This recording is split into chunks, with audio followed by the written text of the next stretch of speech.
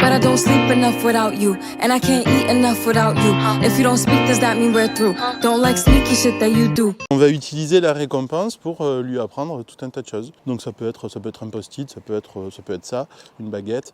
Et l'idée, c'est de lui apprendre par exemple à pointer cet objet. Donc on va lui demander, quand il va pointer naturellement, quand il va manifester de l'intérêt, on va le récompenser.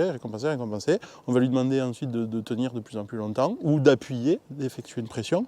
Et ensuite, on va transposer la target, par exemple sur un interrupteur, ou sur une téléassistance, sur tout ce qu'on veut. Tego, viens. L'idée, c'est de lui expliquer qu'il se passe quelque chose avec cet outil-là. Donc à chaque fois, au début, à chaque fois qu'il va le regarder, on va cliquer, on va récompenser. Puis on va lui demander de toucher, hop, avec le nez. Puis on va devenir de plus en plus exigeant. Au début, il ne comprend pas, hein, il est un peu fixé sur les récompenses, ou il se demande un peu ce qu'il doit faire. Puis quand il va comprendre que, hop, c'est à chaque fois qu'il touche qu'il a une récompense, on va renforcer ce comportement-là pour l'automatiser. Tego. Et on va récompenser tout le temps où il est avec nous. Tego. Ok. Et l'idée, c'est de récompenser toujours un comportement pour associer une récompense à un comportement.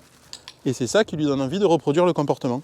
Donc, le chien, par nature, ne va pas reproduire les comportements qui ne sont pas récompensés.